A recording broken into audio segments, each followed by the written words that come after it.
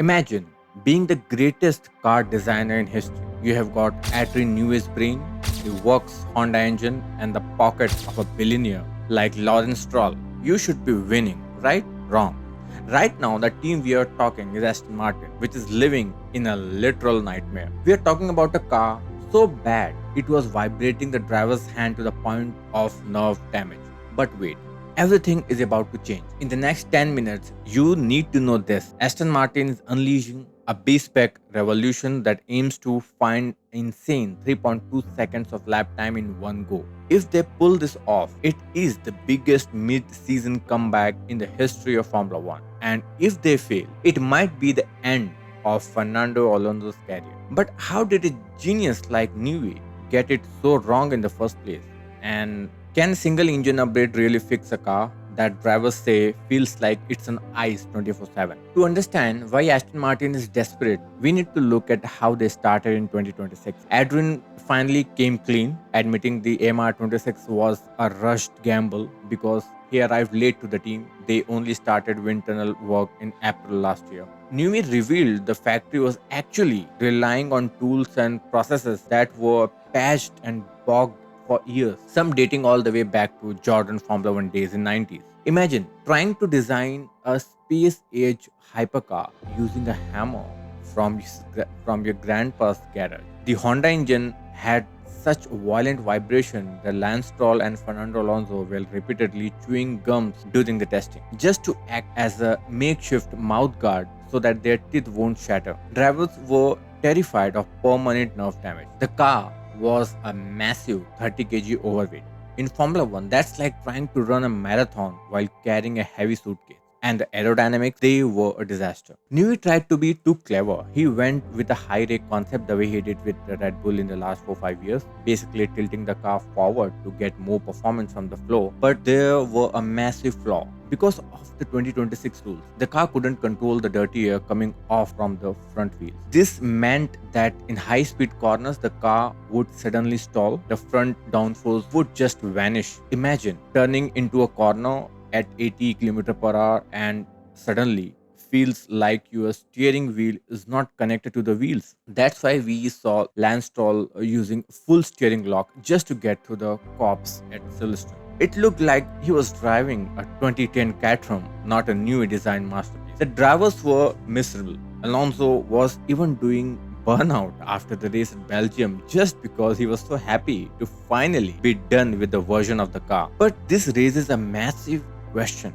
If the car was born late and designed with broken tools, how on earth do they plan to fix it mid-season? Welcome to the AMR 26 B-Spec. This is not just a new wing or tiny tweak. This is a total overhaul. The team actually had to re-homologate and crash test a brand new chassis just to save the weight. By shredding that 30 kg of fat, they expect to gain a full 2 seconds of lap time immediately. Think about that. 1 second just by going on diet. But they didn't stop there.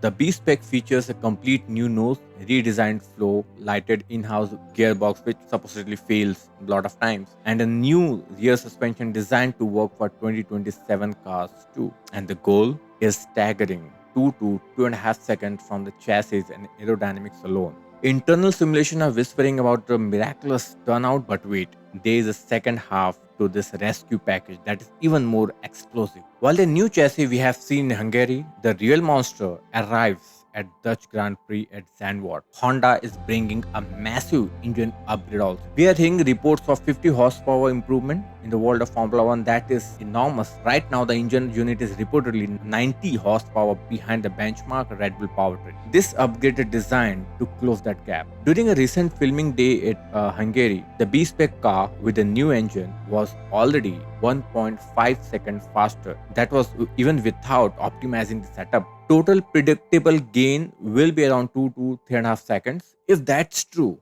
Aston Martin would jump back to the grid at the middle of the field, fighting the teams like Racing Bulls and Audi.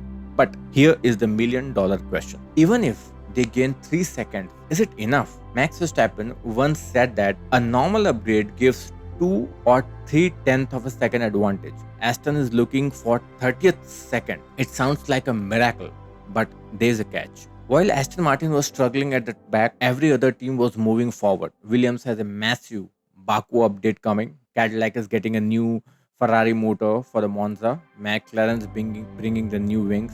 As one analyst put it, congratulations, Aston Martin. You just caught up to everybody else. If they find 2 seconds, but the rest of the grid has already found out 1.5 seconds, they already winning. They are just finally in the race. Adrian Newey himself is being very cautious about this. He won't give a concrete number because he know that team simulation tools are not fully trustworthy yet. He said success in Hungary would be comfortable making it Q2, and that did happen. And that brings us to the man at the center of the storm, Fernando Alonso. Fernando turns 45 in August. He is a dad now and his contract is up at the end of the year. He has publicly stated that he will decide his Formula One future during the August break. He is not just looking for lap time. He told reporters he wanted to feel that the team understand the car's weakness. He does not want to spend his final year of the peak fitness doing foundation work for the fourth year in a row. There are already rumors that if AMR 26 is a flop, Alonso might head back to Alpine to finish his career with Flavio. The stakes could not be higher. Newey has sat down with Alonso to sell him on a 2027 plan. He's trying to convince the Spaniard that the trust is repaired and the tools are fixed. If you're an Alonso fan, this is the most stressful month of your life. Will he see enough potential in the B-Spec car to stay for one more year?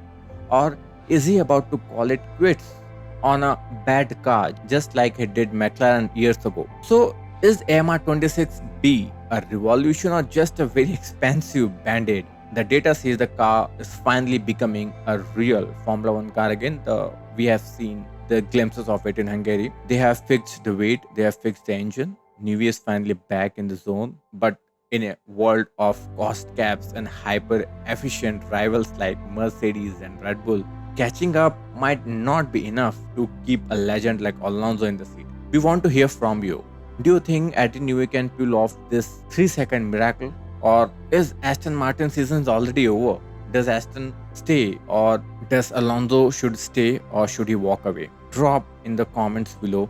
We read every single one of them. And if you want to stay updated on the most insane engineering stories and news around Formula One, hit that subscribe button. We will see you in the next video. Thank you for watching.